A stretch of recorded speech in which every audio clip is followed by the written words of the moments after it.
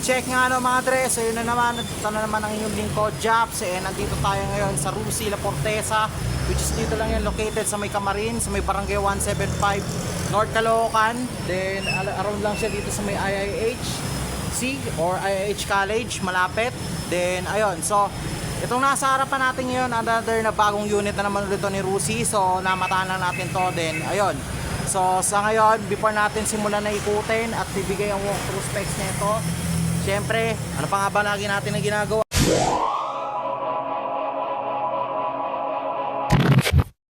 Sinabi ko kanina mga dre is meron na naman tayong panibagong unit dito na re-reviewin, which is pinaalam pa natin to doon mismo sa isang stop nila dito sa loob. Ito yung tinatawag nila na Ultra Sports 125 na galing din mismo kay Rusi. So technically ito, hindi ko alam kung ano nga bang exact na category ng motorsiklo na to, kasi medyo pagka XRM type to eh. Hindi ko lang alam kung saan talaga siya nabibilang na na category, pero ang alam ko rin dito mismo sa transmission nito is naka semi-automatic din dito mismo. Pero syempre, katulad ng ginagawa natin last time before natin simulan na ikutin at i-walkthrough to mismo unit na to, syempre katulad ng ginagawa natin palagi, mag-uumpisa muna tayo ngayon sa pinaka-technical specs na meron dito sa mismong unit na to. Okay. So itong unit na to is meron siyang displacement na 125cc single cylinder, then also naka 4 stroke air cooled, na merong bore and stroke na 54 by 54 mm, then also meron siyang compression ratio na 9.3:1. Then also yung transmission nito is naka chain drive na rin. Then meron itong transmission type na 4 speed na semi-automatic na makina. So yun, so punta naman tayo sa kanyang performance. Max power muna tayo dito mismo sa motorsiklo na to. So itong motorsiklo na to, meron siyang max power na 5.8 horsepower at 8,000 RPM. Then also, ang kanya namang torque or yung max torque naman nito is nasa 8.5 Nm torque at 6,000 RPM. So medyo may kalakasan din to para sa isang 125cc. But again, hindi natin ma-sure yan. Pero para sa akin, based pa lang sa color scheme, tsura ng motor, tsaka sa mismong classifications ng motor na ito na nakikita ko ngayon, which is technically unknown pa sa akin kung anong tawag dito eh. Panigurado. Pwede ito, you know. Yun yung kabuuang specs niya. So ngayon, sige, simulan na natin ikutin tong unit na to. Technically itong motorsiklo na to, nakikita ko na to doon mismo sa speed ko sa Facebook. Then ayan, also kakamonitor ko rin ng YouTube. Nakita ko rin itong mga gantong unit na to. So actually meron tong yellow green with white color combination, tapos tong dilaw na merong black color combination na rin. Plus alam ko meron pa ako nakita nito na color blue and black combination din eh. Alam ko meron siyang available na tatlong kulay as of the moment dito mismo na kinikita ngayon, na dito mismo sa market na binibenta ngayon to ni Rusi. So nung nakita ko siya, eventually syempre namangha rin ako at the same time, although hindi ako ganun ka-fanatic ng ganitong klase ng category ng ng motorsiklo, is syempre pagka mga ganito kasing ganitong klase ng motorsiklo katulad yan, ito may pagka semi off-roading kasi mga ganitong klase ng unit eh. So syempre in terms of design, mamamangha ka talaga sa unang tingin mo pa lang, especially ito dito mismo sa kanyang head cowling at sa mismong headlight. Ayan, so may pagkamatulis na agad yung part nito, which is talagang naaayon talaga sa pinaka design na meron ngayon sa mga iba pang units na meron ngayon sa market. So sa itsura pa lang nito, may tindig na agad, may na agad to, may lalaban na talaga to in terms of appearance pa lang din. Then also, kung hindi ako nagkakamali, DRL or yung daytime running light nito, plus yung signal and turning lights niya, then also yung kanyang headlight, if I'm not mistaken, all of those light system dito mismo sa may front is naka LED na rin. So meaning to say, hindi na tayo lugi. Yung light system nito very modernized na, then nakasunod na rin sa pinaka-typical na ginagamit ngayon na ilaw ngayon in terms of motorcycle or other motorcycle units na rin. All of the same through. Then mapapansin mo rin na halos very futuristic na rin halos yung itsura ng headlight niya dito mismo sa bandang harapan. So yan talaga isa pa sa mga nagpalutang dito mismo sa unit nito. Then also, lipat tayo ngayon dito mismo sa may kabila. Ito sa mga nagpadagdag ng gaganda anong appearance dito mismo sa motorsiklo na to. Then also, isa rin to sa mga nagpadagdag ng ano ko ng hint ko dito na itong motorsiklo na to is may pagka ano din may pagka semi sports or off-road style ng motorsiklo, although hindi lang siya talaga mahalata sa gulong, is because yung kanyang fender or yung kanyang front fender dito mismo sa may bandang harapan, ayan, yung pinakatapaludo niya nakaangat, nakasagad dito mismo sa may headlight. Ayan. So typically makikita natin to doon sa may XRM, sa may kadalasan sa mga design ng XRM, sa mga motocross type na mga motorsiklo, especially sa XR. I think doon siya nakakategorize talaga ng na klase ng motorsiklo. Kaya ako nasabi na ganoon kasi ganto na ganto yung design ng fender niya mismo. Hindi ko lang alam kung bakit ganyan yung kung bakit ganon yung pinaka-typical na design ng mga motocross na klase ng motor, pero siguro try ko mag-research mamaya kung bakit mas mataas ang fender nila at hindi sila masyadong nakababa doon mismo sa pinakagulong ng motorsiklo na to. So yun. So bukod pa dyan, napansin ko rin din dito mismo, isa pang bagay is yung kanyang telescopic fork suspension dito mismo sa harap, which is ayan, meron siyang suspension cover na naka-indicate, which is yun, nakikita ko rin to halos to dun sa may RFI 175 ko, pero ito tingin ko natural naman to since ayan, naka-expose yung kanyang suspension dito mismo sa harapan, and also it will serve as a cover na rin para dito mismo sa kanyang suspension since naka-open nga ito. Then ayan, medyo may kanipisan din yung kanyang gulong. Mapapansin din natin naka-disc brake na rin ito. Then with matching dual piston calipers na rin. Naka-wheel mags, then also may kanipisan lang din yung kanyang tire. So good lang din for slimmer body of the actual motorcycle or dito the actual unit. So ilan nga ba yung sukat ng gulong nito? So yung sukat ng gulong nito is nasa 2.5 by 17. Ito front wheel pa lang 'tong pinag-uusapan natin ha. Then wala pa siya sa rear. So kung mapapansin din natin, lapit natin ng konti, yung kanyang fender na medyo may pagkamataas is meron pa siyang extended na dito na meron pa siyang extension dito mismo sa may baba. Ayan, mapapansin natin. So, yun yung pinaka magiging cover ng mismong gulong para ma-minimize yung dirt intake papunta dun mismo sa mismong engine section. So, yun yung halos na naobserbahan ko dito mismo sa may bandang harapan para dito mismo sa may para dito mismo sa motorsiklo na to. So, yun. Then, punta tayo dito mismo sa may rider section. So, technically, ito bago sa akin to since ito yung una sigurong dual sport na sa ngayon para sa akin lang nakita ko ngayon na naka digital pa lang yung kanyang instrument panel. So ayun, sa ngayon kasi yung mga latest ng XRM hindi ko pa nakikita as of now sa akin lang siguro kahit comment down below na lang kung naka-digital na rin sila para at least alam ko. Hindi pa kasi talaga ako nakakapag-review ng Honda, and also sa totoo lang mamaya may mga mangilan magtanong ba't hindi ako nagre-review ng mga ilang pang branded.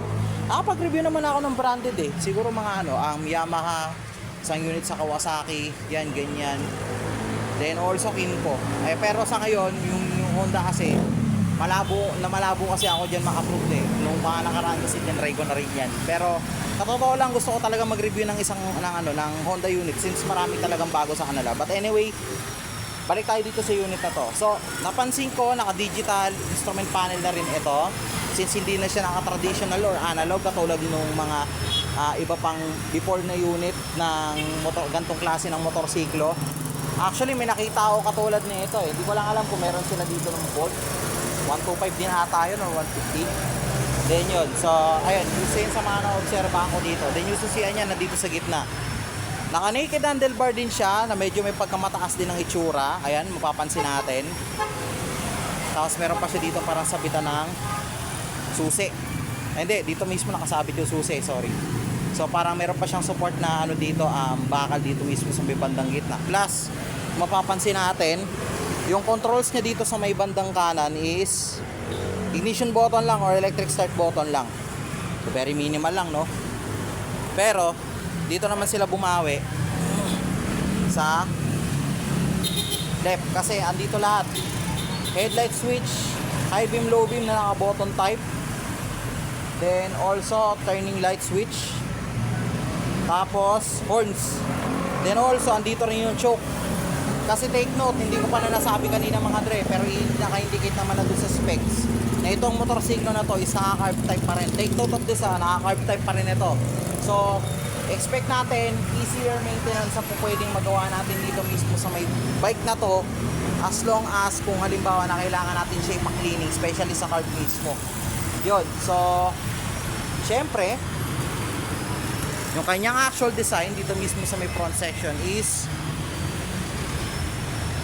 very plain pero simple.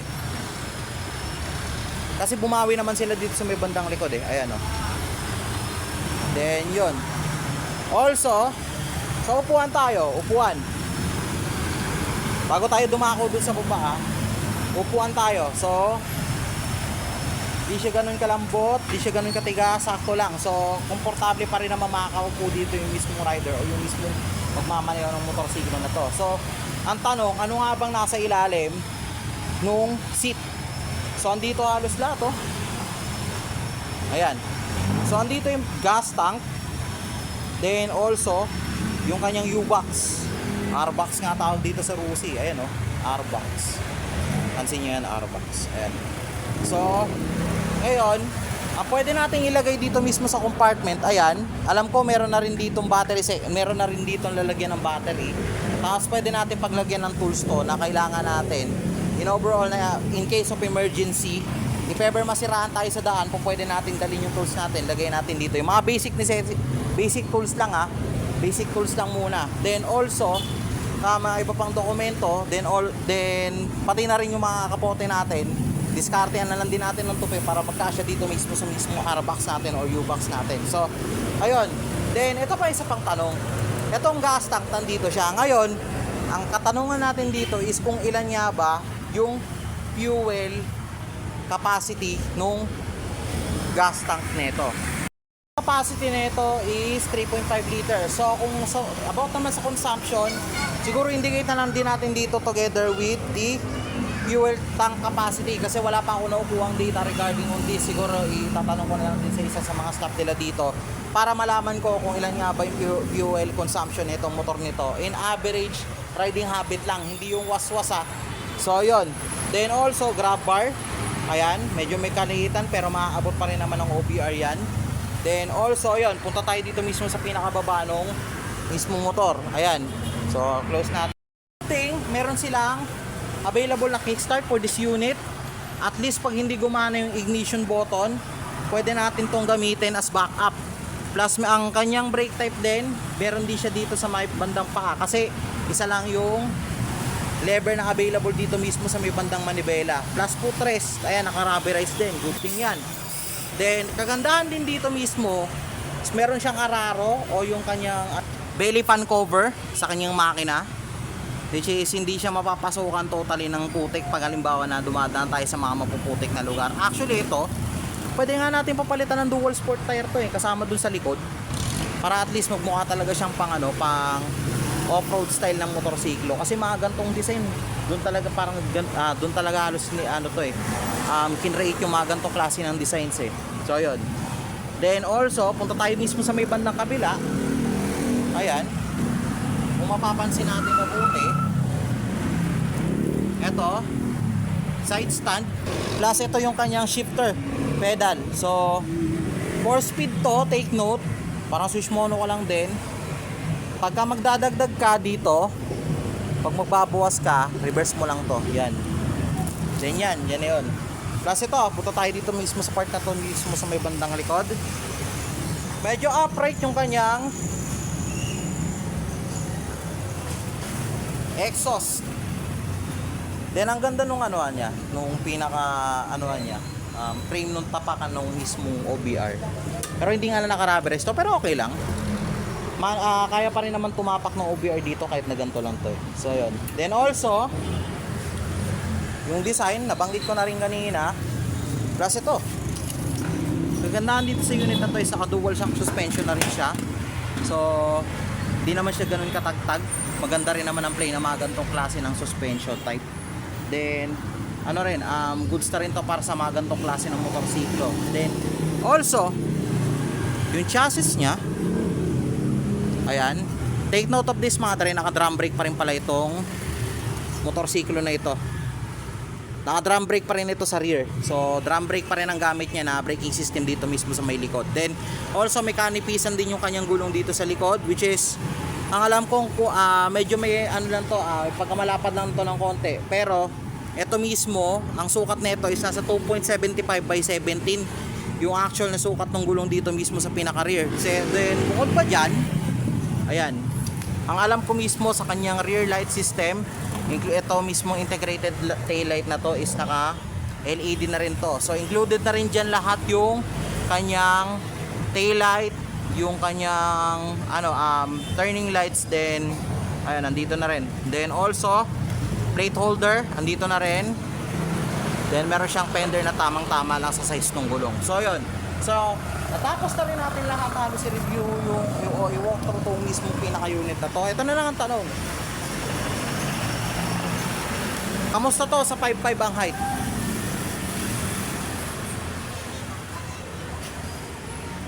Testing natin.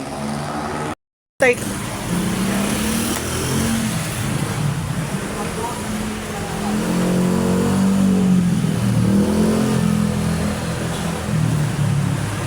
Ay, kaya. Ito nga lang konti. Take note, pagkakuhan ko. Pero good lang. Kasi nakakalit naman. Kasi mo yan na to. Ang off-road to, magpalit ka lang ng gulong pang Google Sport. Kasi dito, doon siya para doon sa Kinlaken. Then, if ever na may flat sa lugar nyo, suggested kung doon to klase ng gulong. Kasi medyo may katangasan. Pero hindi gusto mo gusto. Pero sa akin lang, based lang ito opinion ko ang tingos, although hindi ko naman talaga siya makakalpan dito lang sa test, pero malalaman nyo yung pagpapinahanap sa pagpapag system ko after fast while driving. So sa lahat pagbabalak na kumuha ng itong unit, suggested ko pwede to sa inyo since pwede siya pang all around na. Yun lang. Problema ako makukuha nito Yari tayo dyan. Sige. So ngayon, naikot na natin tong motorsiklo na to. Bigyan ko kayo ng walkthrough. Then at the same time, nabanggitan natin yung pinaka-specifications ng motor na to. Ngayon, itong tanong. Magkano nga ba tong motor na to? So, Ultra Sports 125. Technically, ang price na ito is 155,000 pesos. So, kukunin mo siya ng installment. Pwede kang mag-down dito ng at least 3,000 pesos for this unit. So, kay Rusi, meron tayong 3 modes of payment. So, 3 terms of payment. So, meron tayong 36 months which is 3 years, 2 years to 24 months. Natural, 2 years nga, 24 months Test 12 plus 12 lang yun. So, then also yung 1 month or 1 month ulit, sorry, 1 year. Equivalent yun ng 12 months So 3 years is 2,325 pesos per month. Years or 24 months is 3,100 pesos. Then 12 months naman is 5,435 pesos. Then kung updated ang hulog mo per month, may rebate kang 300. So kung hindi ka naniniwala, ito yung price niyan. Ayan, Ultra 125 Dre. Yan. So ayan, so hanggang dito na alam mo na tayo mga Dre. Keep safe always, stay safe. Dito lang tayo palagi, jumps out. So yun.